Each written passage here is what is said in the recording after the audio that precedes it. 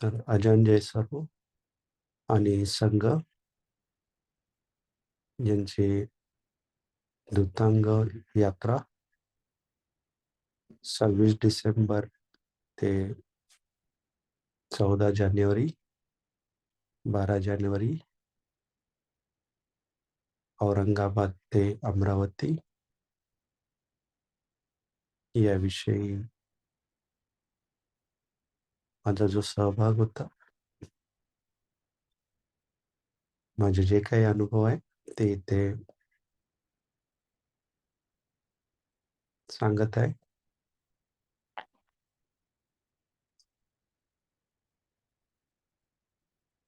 भंतेंचं आगमन 25 डिसेंबर रोजी औरंगाबाद येथे झालं.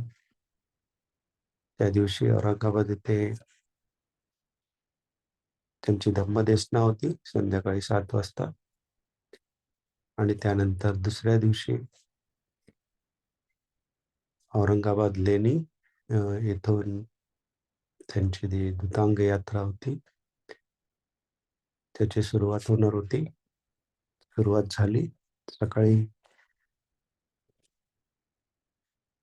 8 वाजता. आम्ही त्या औरंगाबाद ज्या लेणी आहेत तिथे पोहोचलो. त्यापूर्वी आम्ही आजान यांना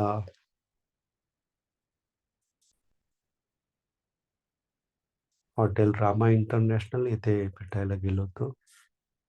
तिथे त्यांना मी परवानगी मागितली. मला त्या यात्रेमध्ये सहभागी व्हायचं होतं. तर त्यांनी मला 2 प्रश्न विचारले. पहिला प्रश्न, तुझ्याकडे टेंट आहे का? तर मी हो म्हटलं. त्यानंतर त्यांनी विचारलं, तू तुझ्या डोक्यावरचे केस काढू शकतोस का? तर मी हो म्हटलं. त्यानंतर त्यांनी मला त्या दूतांग यात्रेमध्ये सहभागी होण्यासाठी परवानगी दिली. औरंगाबाद केव्ज येथे, औरंगाबाद लेणी येथे सकाळी आम्हाला म्हणजे मला आणि दीपक सरांना उपवासात अष्टशील देण्यात आलं आणि त्यानंतर आमचा त्या चमूमध्ये समावेश करण्यात आला. समावेश म्हणजे भिक्खूंसोबतच आम्ही चालणं आणि सोबतच भिक्खू ज्याप्रमाणे भिक्षापात्रामध्ये अन्न ग्रहण करतात त्याप्रमाणेच आम्हाला देखील एक बाऊल देण्यात आला होता आणि त्यामध्येच अन्न ग्रहण करणं अशा प्रकारे. तर अजान सोबत 6 भिक्खू सोबत 3 काही गृहस्थ आणि आम्ही दोघे अशा प्रकारे आमचा समूह होता. सोबतच आणखीन काही सदस्य होते जे यात्रेसाठी जो सेवा देण्यासाठी होते, म्हणजे रस्ता दाखवण्यासाठी किंवा जो काही सपोर्ट लागणार असेल त्यासाठी.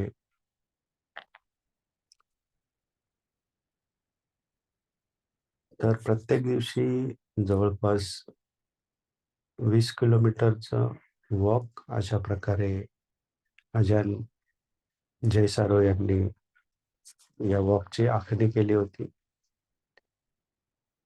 तर सकाळी उठून लंचपर्यंत 10 किलोमीटर आणि लंचच्या नंतर 10 किलोमीटर अशा प्रकारे एकूण 20 किलोमीटरचा पायी प्रवास. परंतु बऱ्याच ठिकाणी गावामध्ये जे काही लोक होते त्यांना भेटण्यासाठी आत जाणं किंवा विहारामध्ये जाणं. तर अशा प्रकारे हे जे वॉक आहे ते 20 किलोमीटरपेक्षा जास्तच होत असे. पहिल्या दिवशी जवळपास 24 किलोमीटरचा वॉक झाला. सुरुवातीला जे रस्ता दाखवणारे होते, तर राजांनी स्वतः रस्ता आपल्या मॅपवरती ठरवून ठेवला होता. यांचा जो रस्ता होता त्यामध्ये त्यांनी जास्तीत जास्त गावामधून ज्या पायवाटा असतात त्या सिलेक्ट केल्या होत्या, जेणेकरून जास्तीत जास्त लोकांपर्यंत संघाला पोहोचता येईल. त्यासोबतच त्यांनी नदीची जागा किंवा तलावाची जागा असा आपला जो रूट होता तो सिलेक्ट केला होता. आणि जे काही राहण्याच्या जागा होत्या किंवा भोजनाच्या लंच प्लेसेस होते ते देखील अजय सारो यांनी सिलेक्ट केल्या होत्या. आणि त्या सिलेक्ट करून मग हर्षदीप कांबळे यांची जी टीम होते त्यांना त्याचे कोऑर्डिनेट्स दिले होते. 8 तारखेनंतर धम्ममंगलम कडे इतर जो वॉक होता त्याची जबाबदारी होते आणि त्याचे जे लंचच्या जागा आणि राहण्याच्या जागा त्याचे कोऑर्डिनेट्स धम्ममंगलमकडे दिले होते. तर ही सगळी पूर्वतयारी आणि मग जे सेवा देणारे होते, जे आयोजक होते, त्यांची जबाबदारी होती की ते जे कोऑर्डिनेट्स आहेत प्रत्यक्षात त्या स्थळी जाऊन तिथल्या परिस्थिती, जागा पाहणे, तिथल्या लोकांना सांगणे की अशा प्रकारे भिक्खू संघ येत आहे. जर त्यांची इच्छा असेल तर ते, जर भोजनदानाची जागा असेल तर ते भोजनदान गावातले लोक किंवा तिथे वस्ती करणारे लोक भोजनदान करू शकतात. जर नसेल तर आयोजक मंडळी स्वतः भोजनदान करीत. जिथे राहण्याची जागा असेल तिथे ती सुटेबल योग्य प्रमाणे आहे की नाही ते पाहणे,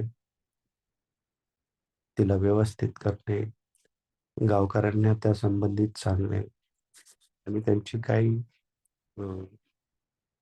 तयारी करण्याची इच्छा असेल तर त्याप्रमाणे त्यांना मार्गदर्शन करणे. तर ही सर्व जबाबदारी तिथल्या स्थानिक लोकांची होती आणि जे आयोजक होते, जे सेवा देणारे होते, ते त्यांना त्याप्रमाणे मार्गदर्शन करते. तर अशा प्रकारे सर्व जागा दूतांग यात्रा सुरू व्हायच्या आधी ठरवण्यात आल्या होत्या. आयोजक प्रत्यक्ष त्या ठिकाणी जाऊन लोकांना, गावकऱ्यांना भेटून सांगितलेलं होतं आणि लोकांनी स्वेच्छेने स्वतः भोजनदान करण्याची किंवा जी राहण्याची सोय करण्याची तयारी दाखवली होती. आमच्यासोबत 2-4 व्हेइकल होते, ज्याच्यामध्ये सर्व जे थाई मॉन्क्स आणि ते थाई ले पर्सन त्यांच्या जे सामान होतं, टेंट्स होते, त्या सर्व एका व्हॅनमध्ये आणि दुसरी व्हॅन ज्याच्यामध्ये आयोजक स्वतः प्रवास करत आमच्यासोबत. आणि आणखी एक व्हॅनिटी व्हॅन म्हणजे ज्याच्यामध्ये अंघोळ करण्याची किंवा टॉयलेटची सुविधा होती. अशा प्रकारची एक व्हॅनिटी व्हॅन देखील आमच्यासोबत होती. तर आयोजक किंवा सेवा देणारे होते, त्यांनी त्या व्हॅनिटी व्हॅनचा उपयोग केला. परंतु जे दूतांगावरती होते म्हणजे भिक्खू संघ, त्यांनी अजिबात त्या व्हॅनिटी व्हॅनचा वापर केला नाही. त्यांनी जे काही अवेलेबल गावकऱ्यांनी करून दिलं तेच त्यांनी त्याचा वापर केला. तर हे जी स्थळं होती ती संपूर्णपणे अजंजय सरो यांनी निश्चित केली होती. अ, त्यांचं असं करण्याचं कारण एक असू शकेल म्हणजे जर अशा प्रकारची स्थळं अ, निश्चित करण्याचं काम आपल्यापैकी कोणाला दिलं तर ते निश्चितच आपल्या गावामध्ये किंवा आपल्या नातेवाईकांच्या गावामध्ये असे स्थळं ठेवतील. परंतु अजान यांची इच्छा असावी की ज्यांना संघाचे दर्शन होण्याची किंवा त्यांची दर्शन प्राप्त करण्याची संधी आहे, त्या लोकांनाच त्यांचं दर्शन किंवा सेवा देण्याची संधी प्राप्त व्हावी. थोडक्यात ज्यांच्या पारमी आहेत त्यांच्यापर्यंत संघ पोहोचावा, त्यांचे दर्शन व्हावे, त्यांची सेवा द्यावी. अशा प्रकारे त्यांचा विचार असावा. म्हणून सर्व जागा अजंजय सरो आणि संघाने निश्चित केल्या होत्या आणि प्रत्येक ठिकाणी अ, जे आयोजक होते त्यांनी जाऊन गावकऱ्यांना सूचना दिल्या आणि त्याप्रमाणे त्यापेक्षा जास्त गावकऱ्यांनी संघासाठी केलेलं आहे. अशा प्रकारे पहिल्या दिवशी औरंगाबाद लेणी ते चौका म्हणजे जिथे लोकोत्तर विहार आहे तिथपर्यंतचा वॉक होता. तर त्या सर्व औरंगाबाद शहरामधून जे गाव आहेत छोटी छोटी गावं आहेत त्या गावांमधून तो पायवाटा आहे त्या पायवाटेतून संघाचं मार्गक्रमण शेतातून अशा प्रकारे ही दूतांग यात्रा सुरुवात झाली. त्या दिवशी जवळपास 24 किलोमीटर वॉक किंवा चालण्याची डिस्टन्स झाला आणि संध्याकाळी 4:30-5 वाजता चौका येथील लोकोत्तर बुद्ध विहार येथे सर्व संघ पोहोचला. त्यानंतर तिथे त्यांनी आराम केला. संध्याकाळी तिथे त्यांची राहण्याची व्यवस्था होती. संघाची सोबतच जे गृहस्थ होते त्यांची देखील तिथेच राहण्याची व्यवस्था होती. अशा प्रकारे पहिला दिवस पूर्ण शेतामधून जे औरंगाबाद शहर आहे त्यातल्या जे छोटी-छोटी पाडे आहेत किंवा त्याला लागून जे गावं आहेत त्याच्यामधून शेवटचा जो टप्पा होता त्याच्यामध्ये ते पूर्ण एक डोंगर होता आणि तो डोंगर पूर्ण चढून जाण्याची अं, चढून जावा लागला. परंतु आम्हाला ते इतकं चालण्यामुळे ते शक्य झाले नाही. म्हणून आम्ही पुन्हा कारनी चौका येथील लोकोत्तर बुद्ध विहार इथे पोहोचलो. पहिल्याच दिवशी इतकं चालल्यामुळे फार म्हणजे इतकी चालण्याची सवय नाही. त्यामुळे त्रास झाला. त्यामुळे आम्ही त्या दिवशी रेस्ट घेतली आणि दुसऱ्या दिवशी देखील सकाळी आम्ही बंतेंना, अजान यांना भेटायला 6:30 वाजता नेहमीप्रमाणे तिथे पोहोचलो. परंतु त्यापूर्वीच संघाचं प्रस्थान झालं होतं. मग आम्ही तो दिवस आणखीन रेस्ट घेतली आणि मग संध्याकाळी लवगड येथे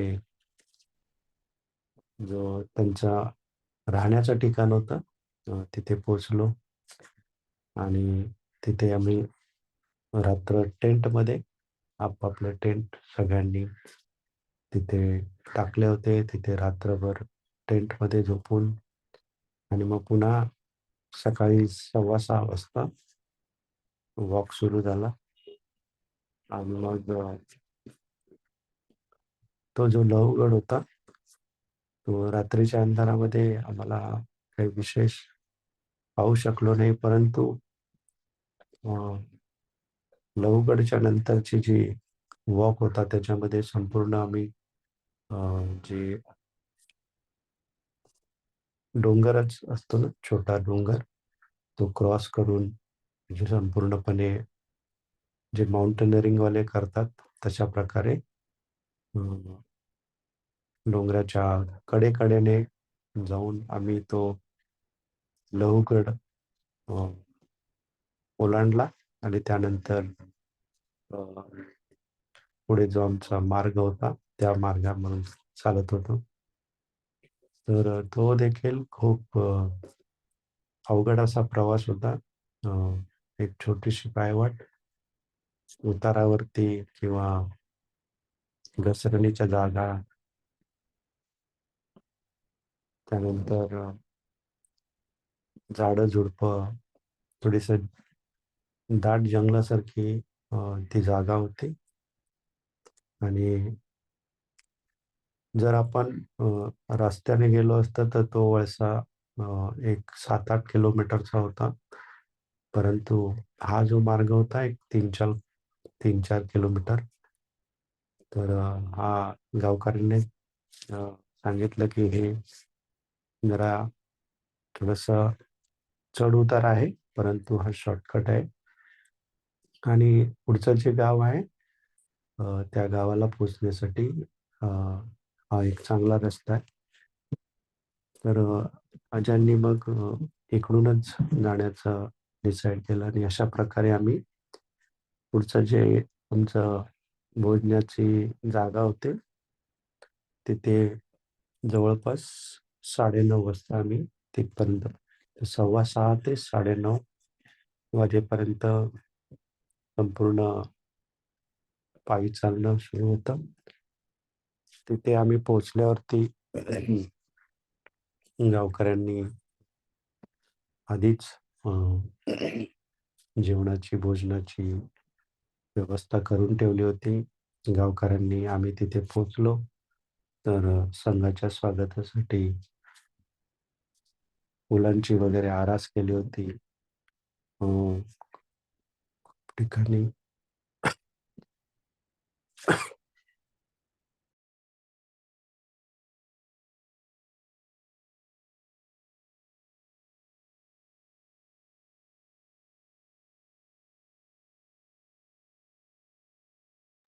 खूप ठिकाणी त्यांनी रस्त्यावरती रांगोळ्या काढल्या होत्या, आपल्या घरांसमोर रांगोळ्या काढल्या होत्या. तर अशा प्रकारे खूप उत्स्फूर्त रीतीने गावकऱ्यांनी संघाचं स्वागत केलं. तिथे एक नवीनच बुद्धविहार त्यांनी बांधलं होतं गावातल्या लोकांनी. आणि मग त्यांनी बनतेंना विनंती केली की त्यांनी त्या बुद्धविहाराला नाव द्यावं. तर मग बनतेंनी त्या बुद्धविहाराला बुद्ध मेत्ता विहार असं नाव दिलं. आणि मग तिथे भोजन वगैरे झाल्याच्या नंतर बनतेंनी एक छोटीशी धम्मदेशना दिली.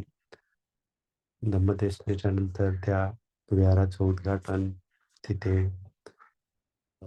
त्या लोकांनी बनतेंकडून शीलग्रहण केलं. आणि अशा प्रकारे तिथला कार्यक्रम झाल्याच्या नंतर संघ पुन्हा पुढे मार्गस्थ झाला. तर अशा प्रकारे ज्या ज्या गावी आम्ही जात तर तिथे लोकांना आधीच माहीत असायचं की संघ अशा प्रकारे अ, आपल्या गावातून जात आहे. तर मग ते त्या गावामध्ये व्यवस्था करून ठेवत. अ, जर भोजनाची किंवा चहाची वेळ असेल किंवा ड्रिंक्सची वेळ असेल तर त्या ठिकाणी मग ब्लॅक टी किंवा 12च्या आधी असेल तर दुधाचा चहा अशा प्रकारे लोक सर्व व्यवस्था करून ठेवत आणि मग अ, आयोजक अजान यांना विचारत की अशा प्रकारची इथे गावकऱ्यांनी व्यवस्था केली आहे, विहार आहे. तर मग तिथे मग संघ भेट देत असे. त्यांचं जे काही त्यांनी व्यवस्था केली आहे त्याचा स्वीकार करत असत आणि पूर्णपणे जोपर्यंत गावातले लोक किंवा उपासक आहेत ते अजान यांचं दर्शन घेत नाहीत तोपर्यंत अजान शांतपणे बसून राहत. सर्वांचं दर्शन झालं की मग पुढचा प्रवास सुरू होत असे. तर अ, हे जे भिक्खू संघ असतो यांच्यासोबत जेव्हा आपण राहत असतो तर बऱ्याच त्यांचे जे क्वालिटी आहे, गुण आहेत ते आपल्या लक्षात येत असतात. सर्वात महत्त्वाचा गुण म्हणजे अ, वक्तशीरपणा, टाईम.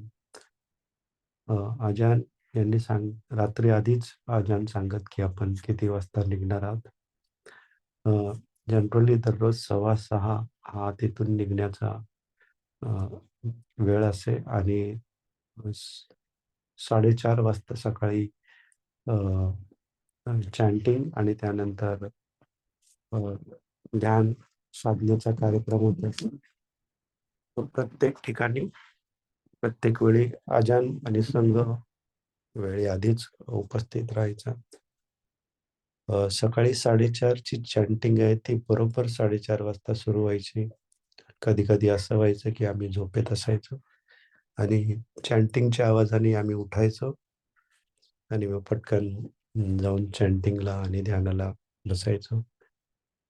परंतु कधीही असं झालं नाही की भिक्खू संघाला उशीर झाला किंवा चॅन्टिंग किंवा प्रस्थान उशिरा झालेला असं कधी झालेलं नाही. सर्व संघ त्या आधीच तिथे उपस्थित होत. आपले टेंट टेंट काढून सगळ्या बॅगा भरून निघण्याच्या आधीच सर्व व्यवस्थित एका ठिकाणी ठेवलं जात असं. भिक्खू संघ ज्या ठिकाणी राहत असे, ज्या ठिकाणी जात असे तिथे अ, कुठल्याही प्रकारची अस्वच्छता राहणार नाही. म्हणजे काही पाण्याच्या बाटल्या किंवा आपण काही यूज केलंय त्याचा कचरा तिथे ते राहू देत नसत. सकाळी निघण्यापूर्वी सर्व गोष्टी कचरा एका ठिकाणी गोळा केला जात असे आणि जे आयोजक आहे त्यांना सांगितलं जात असे की हे व्यवस्थितपणे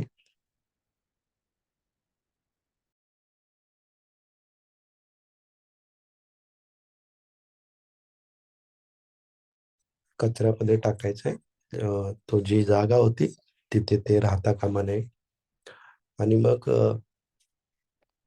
संघ तिथून गेल्यावरती आयोजक जे होते, अ, जे सेवा देणारे होते, ते जो कचरा आहे तो गावात एखाद्या ठिकाणी कचऱ्याची जागा असेल तिथे टाकत. त्या ज्या बॅगा आहेत, टेंट्स आहेत, ते सर्व जी व्हॅन आहे त्याच्यामध्ये ठेवले जात. जे संघाचे जे भिक्षापात्र आहेत, ते एका कारमध्ये ठेवले जात आणि मग पुढची जी जागा आहे, पुढचे जे लंच प्लेस आहे, तिथे ह्या सर्व गोष्टी पोहोचवल्या जात. अ, जे व्हॅन किंवा जी वाहनं होती, ती सर्व आधीच तिथे पोहोचत आणि मग तिथे जी काही तयारी जे जे म्हणजे जो आमच्यासोबत ताडपत्री किंवा प्लास्टिक होतं. तर जर गावामध्ये तसली सुविधा नसेल, तर सोबत असलेले ताडपत्री, चेअर्स यांचा वापर केला जात असे. अ, जेणेकरून कुठल्याही प्रकारची त्रास होणार नाही याची सर्व दक्षता घेण्यात आली होती. बऱ्याच ठिकाणी इतक्या लोकांसाठी चहासाठी पेले उपलब्ध नसत. मग सो या आयोजक होते त्यांच्याकडे अ, अ, अशा प्रकारचे 15-20 चहाचे कप होते. मग पुढे जाऊन ते चहाचे कप त्या ठिकाणी गावकऱ्यांना देऊन त्या चहाच्या कपामध्येच चहा दिला जातो. तर संपूर्णपणे कुठल्याही गोष्टीची कमतरता असणार नाही याची सेवा देणारे आयोजक यांच्याकडून काळजी घेण्यात आली होती. तर अशा प्रकारे प्रत्येक दिवशी वॉक दूतांग यात्रा सुरू होते. अजान वेळोवेळी रस्त्यामध्ये उभे राहून संघाला मार्गदर्शन करत, कधी थाई लँग्वेजमध्ये, कधी आम्ही जर जवळ असू तर मग इंग्लिशमध्ये सांगत, पुन्हा थाईमध्ये सांगत. तर अजान कधी-कधी एखादी छोटीशी गोष्ट सांगत, ते आजूबाजूची परिस्थिती असेल त्याप्रमाणे. अशा प्रकारे पूर्ण वेळ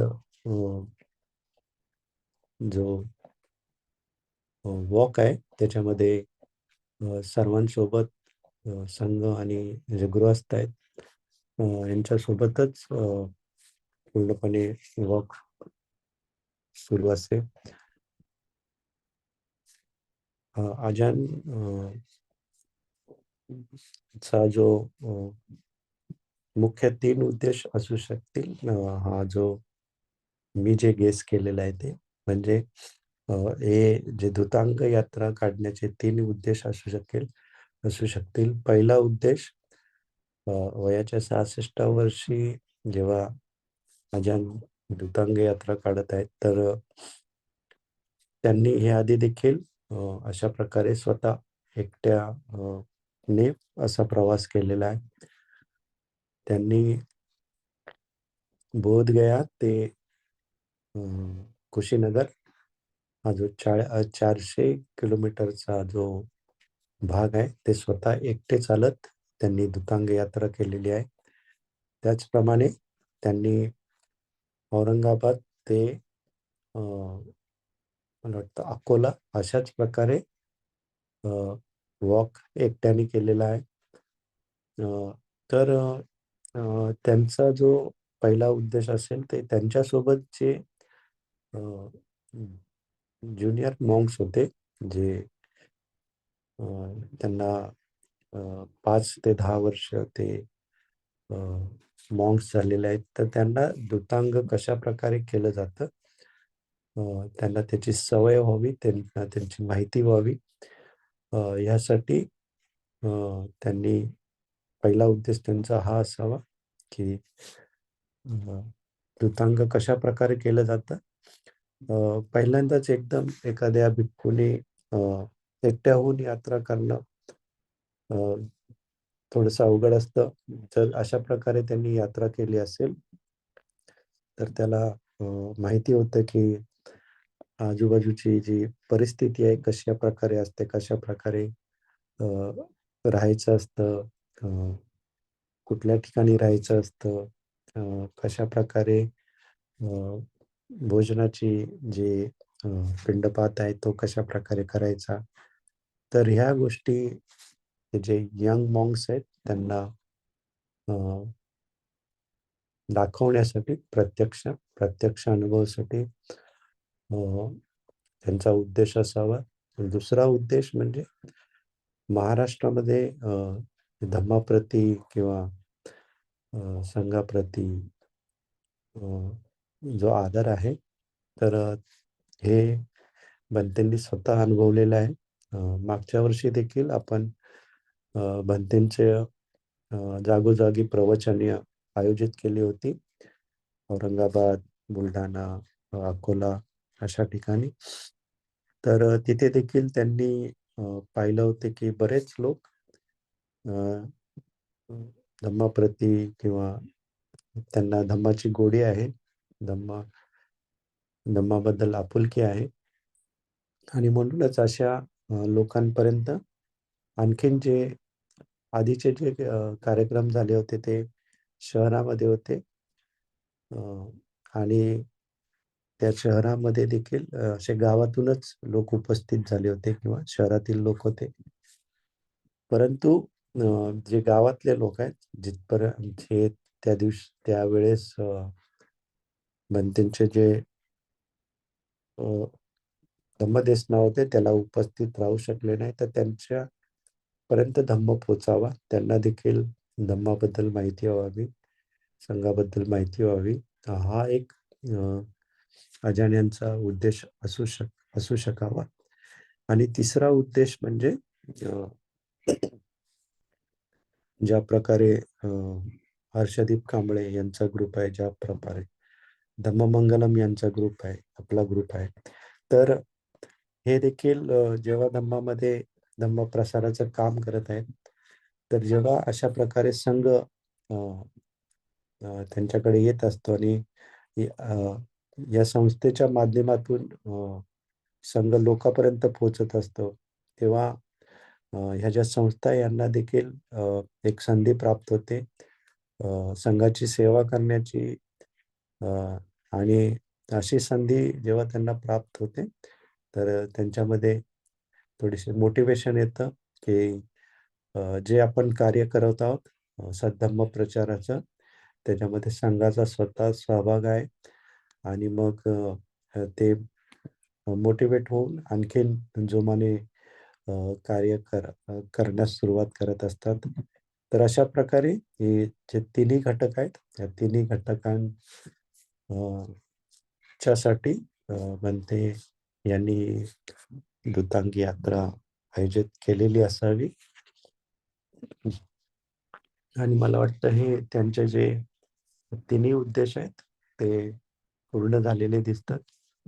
कारण आम्ही जेव्हा त्यांच्यासोबत असलेले जे ज्युनियर मॉन्क्स होते, अ, त्यांच्याशी जेव्हा आम्ही बोलत असे, तर त्यातले बरेचसे जण या दूतांगी यात्रेने इन्स्पायर झालेले आढळले आणि त्यांनी देखील असं आमच्यासमोर म्हटले, की मी देखील अजानसारखाच एकटा दूतांग यात्रा करेन. तर जो उद्देश आहे अ, अजान यांचा, अ, की ज्युनियर मॉन्क्स जे आहेत त्यांना कशाप्रकारे दूतांग यात्रा अ, करावी याचं मार्गदर्शन, सोबतच जे महाराष्ट्रातील विशेषतः औरंगाबाद ते अमरावती या भागातील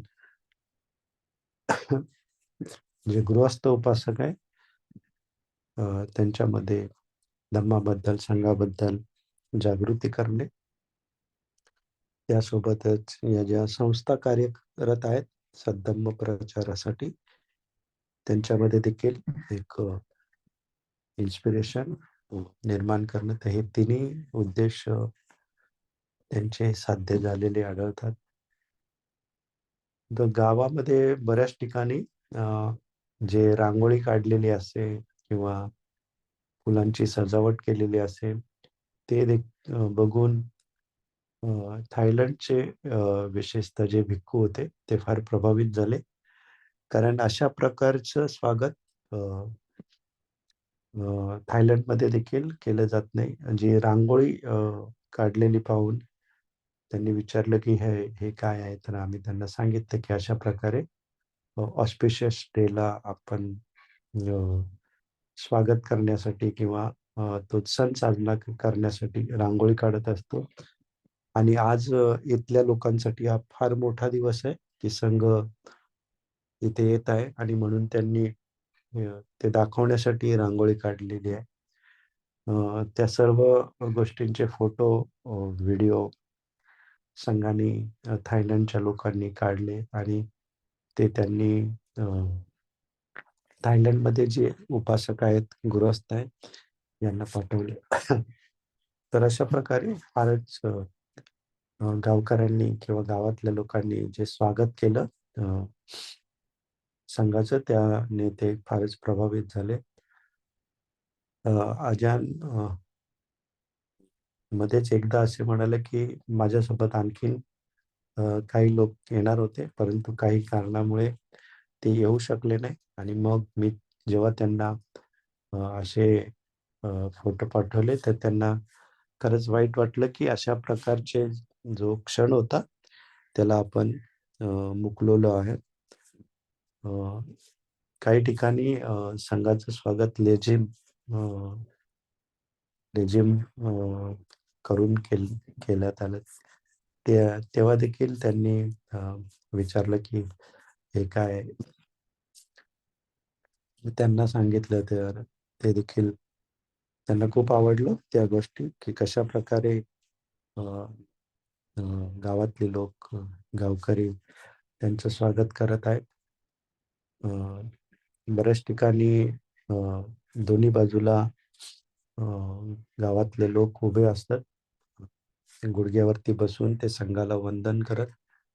अ, तर अशा प्रकारे अ, फार उत्स्फूर्तपणे संघाचं या दूतांग यात्रेमध्ये स्वागत करण्यात आलं.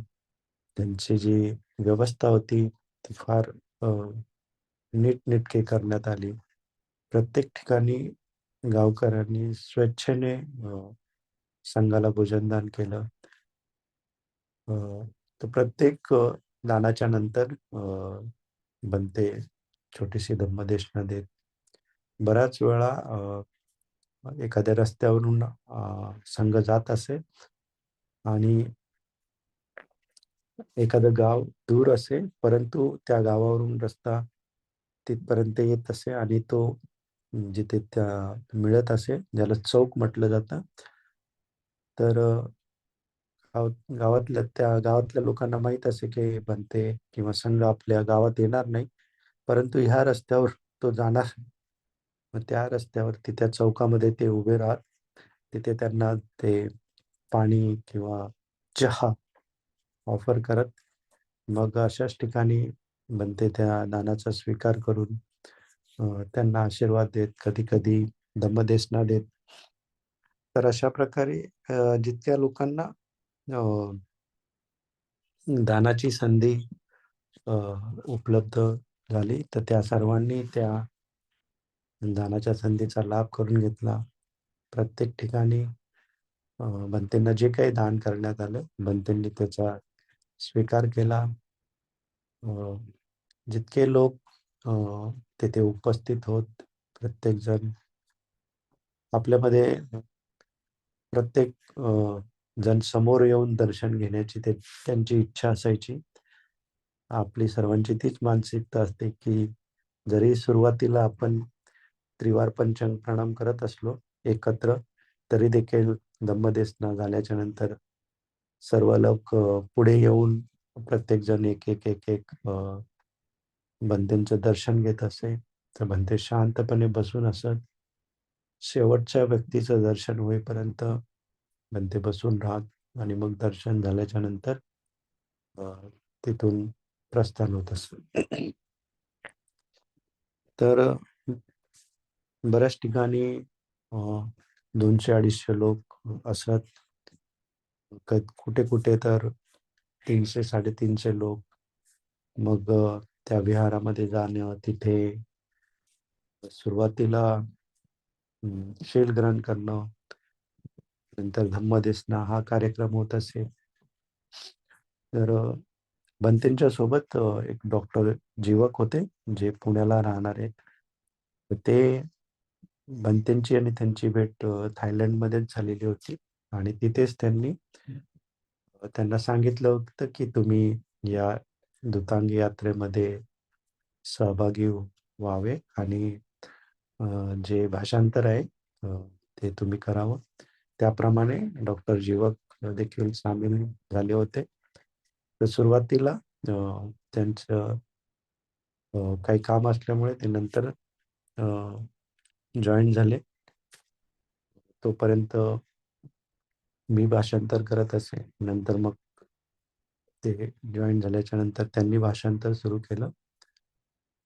त्यानंतर जिथे आम्ही जात असू तिथे शीलग्रहण, क्षमायाचना, शीलयाचना करण्यासाठी अ, मी करत असे. म्हणजे जर लोकांना माहिती नसेल शीलयाचना, क्षमायाचना तर लोकांच्या वतीने मी करत असे आणि मग नंतर भाषांतर डॉक्टर जीवक करत असे. तर अशा प्रकारे आमची ती एक प्रकारची सेटिंगच झाली होती. जसं एखाद्या ठिकाणी गेले, सर्व संघ बसला, की मग अजान माझ्याकडे पाहत, मग मी सर्वांना जिथे उपासक आहेत त्यांना संघाला त्रिवार वंदन करण्यासाठी सांगे. त्यानंतर त्यांना विचारे, की तुम्हाला अजान यांच्याकडून शील ग्रहण करायचं आहे का? उपासक हो म्हणत. मग मी त्यांना विचारे, की तुम्हाला शील याचना, क्षमा याचना येते की? जर त्यांना येत असेल, तर ते मग शील याचना, क्षमा याचना करत. जर येत नसेल, तर मग मी त्यांच्यातर्फे याचना करत असे. त्यानंतर धम्मदेसना, त्यानंतर पुन्हा अ, बनते संघाला वंदन आणि त्यानंतर पुन्हा त्यांना उपासकांना सांगितले जात, की ज्याप्रमाणे तुम्ही येताना 2 ओळीमध्ये उभे होता, त्याप्रमाणे जाताना देखील 2 ओळीमध्ये उभं राहायचं आहे आणि संघाला अ, तिथून निरोप द्यायचा आहे. तर अशा प्रकारे पूर्ण जो वॉक होता त्याच्यामध्ये अशा प्रकारे सिस्टमच तयार झाली होती आणि सर्व काही गोष्टी सुरुवातीला सांगाव्या लागल्या. परंतु जसं-जसं पुढे-पुढे जात होतो, आम्ही सर्व गोष्टी अ, अ, व्यवस्थितरित्या अ, जसं जसं ठरवून दिलेलं आहे त्याप्रमाणे घडत होत्या. अ, प्रत्येक ठिकाणी सुरुवात अ, गावकऱ्यांची जर त्यांना शीलयाचना, क्षमायाचना येत असेल, तर ते स्वतःच करत.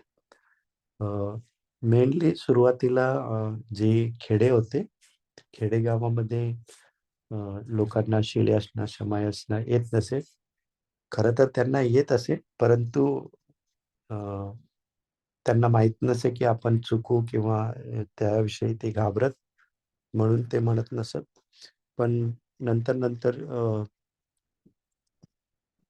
जो भाग होता आणि जवळ-जवळ 3 दिवस 3ऱ्या-4थ्या दिवशी मला नक्की माहिती नाही आम्ही कुठपर्यंत पोहोचलो होतो. परंतु त्यानंतर सर्व ठिकाणी जे उपासक होते त्यांना क्षमायाचना, शीलयाचना येत असे. अ, आणि मग ते स्वतःहून करत. तर बराच अवेअरनेस आढळला मला अ, आपल्या लोकांमध्ये.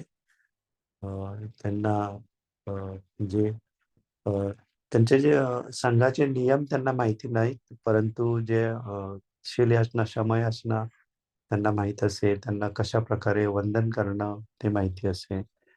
तर जो अवेअरनेस आहे मला वाटतं अ, जे धम्ममंगलमशी जोडलेले आहेत त्यांना वारंवार आपण या गोष्टी सांगितलेल्या आहेत किंवा त्यांनी या गोष्टी पाहिलेल्या आहेत. त्यामुळे त्यांना माहीत असणं स्वाभाविक आहे. परंतु अ, औरंगाबादपासून एक 60-70 किलोमीटरवरती अ, अशा गोष्टी माहिती असणं म्हणजे धम्माप्रती बरीच जागरूकता छोट्या-छोट्या खेड्यांपर्यंत पोहोचलेली आहे, असं माझं स्वतःचं निरीक्षण आहे. तर अशाच प्रकारे ही जी वॉक आहे ती अकोल्यापर्यंत अकोल्याच्या आधी अ, जवळपास मला वाटतं लेझिम आणि त्या अ, अ, चांगला उत्स्फूर्त पूर्ण गावामध्ये फुलांची अ, डेकोरेशन केलेलं होतं. आणि रांगोळ्या काढलेल्या होत्या. तर खूप ठिकाणी रांगोळ्या काढण्यात आल्या होत्या. खूप ठिकाणी अ, मुलांनी स्वागत केलेलं होतं. तर अशा प्रकारे खूप उत्स्फूर्तपणे उपासकांनी स्वागत केलं. तर कधी आम्ही अ, एखाद्या शेतामध्ये राहत असे, कधी अ, जंगलाच्या भागामध्ये अ, कारण जे अ, ठिकाण निश्चित केली होती. तर त्या ठिकाणांच्या अ, आजूबाजूला बनतेंनी तर ते फक्त 10 किलोमीटरच्या हिशोबाने ती जागा निश्चित केली होती. पण कधी-कधी त्या जागी उतार असे किंवा पाणवाट्याची जागा, तलाव असेल किंवा नदीची जागा असेल, तर अशा ठिकाणी अं, राहणं योग्य नाही. म्हणून मग शेतामध्ये अ, अ, राहण्याची व्यवस्था गावकरी करत अ, काही ठिकाणी जंगलाचा भाग होता. अ, जसे की एक मांडवी म्हणून एक गाव होतं. तिथे त्या अजान यांनीच जो ठिकाण निश्चित केलं होतं ते जंगलामध्ये येत होतं. अ, परंतु ते ते पण योग्य जागा होती. म्हणून मग त्या जंगलामध्ये जंगल म्हणजे एक काही घनदाट जंगल नव्हतं ते. अ, थोडंसं जो आउटस्कट्स असतो जंगलाचा, त्याच्यानंतर जंगल सुरू होत होतं. तर तिथे झाडं विरळ होती आणि विस्तीर्ण जागा होती. अ, अ, तर अशा ठिकाणी तिथे अ, राहण्याची सोय केली होती गावकऱ्यांनी. तर एकूणच अ, जो संघाचा अनुभव आहे ते देखील अ, अजान जे काही निर्देश देईल त्याप्रमाणे संघ त्यांना फॉलो करत असे. अ, फक्त एक जे भिक्खू होते त्यांना शेवटी थोडासा चालण्यासाठी त्रास होत असे म्हणून मग ते थोड्या वेळासाठी अ, दूतांगामध्ये अ, सामील होत आणि मग बाकी ते कारने प्रवास करत असेल. ते आपल्या इकडे जेव्हा धम्ममंगलम चा जेव्हा विभाग होता, तेव्हा ते तशा प्रकारे करत. बाकी इतर वेळी सर्व भिक्खू, सर्व अ, उपासक त्यांनी संपूर्णपणे अ, त्या वॉकमध्ये सामील झाले.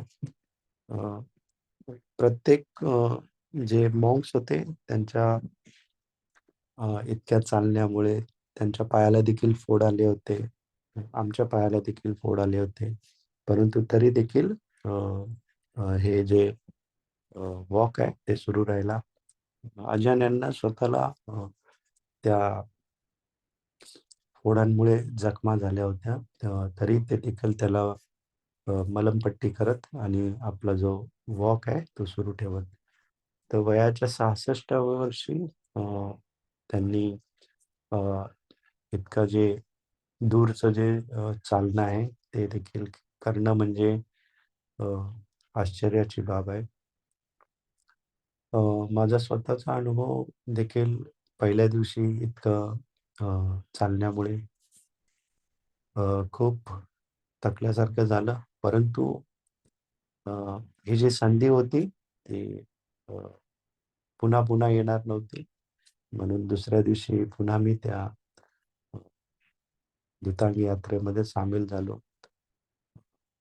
दिवसभर चालायचं, संध्याकाळी जेव्हा थांबायचो तेव्हा अ, पूर्ण शरीर त्याच्यामध्ये वेदना होत असत. परंतु रात्री झोपून पुन्हा सकाळी उठल्यावरती पुन्हा ताजंतवानं वाटे आणि पुन्हा अ, वॉकला सुरुवात होत असे. तर अशा प्रकारे फार चांगला अनुभव कशाप्रकारे आपण जे काही ठरवतो मेनली आपल्या मनावरती सर्व गोष्टी असतात. जर मनाने ठरवलं की नाही मला ही गोष्ट पूर्ण करायची आहे, तर आपण शरीराची क्षमता अ, आपण ह्या ठरवण्यामुळे आपली जी शारीरिक क्षमता आहे ती आपण वाढवू शकतो. 20 किलोमीटर चालणं म्हणजे साधी सोपी बाब नाहीये.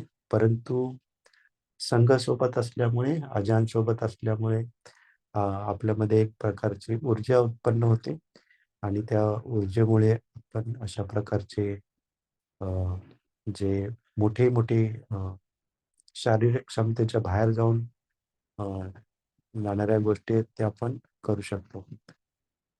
अ, पुन्हा मध्ये देखील असं वाटायचं, की आता बस झालं आपण अ, निघून जाऊया. परंतु पुन्हा विचार यायचा, की आता तर 4-5च दिवस राहिलेले आहेत. आणखीन थोडंसं आपण अ, आपली एनर्जी लावू शकतो. अ, 7 7 तारखेला संपूर्णपणे रेस्ट होता. कारण त्या दिवशी अजान यांचा वाढदिवस होता आणि त्या वाढदिवसानिमित्त संपूर्ण संघ चिखलदरा येथे अ, वास्तव्यास होता आणि म्हणून त्या दिवशी वॉक नव्हता. तर मग पुन्हा मी विचार करायचो की एक दिवस आराम आहे, तोपर्यंत आपण वॉक करूया. तर अशा प्रकारे अं, आपली जी एनर्जी आहे, ऊर्जा आहे, इन्स्पिरेशन आहे, मोटिव्हेशन आहे, स्वतःला आपण मोटिव्हेट करत राहिलं, की या गोष्टी आपण पूर्ण करू शकतो. अ, आणि अशा प्रकारे अ, हा जो माझा अनुभव होता वैयक्तिक, तो तुमच्यापर्यंत तुम्हाला ह्या सर्व गोष्टी समजाव्यात, तुम्हाला माहिती असाव्यात यासाठी मी इथे सांगत आहे. तर ठीक आहे. इथेच हा जो हे आहे ते माझे अनुभव ते थांबवत आहे.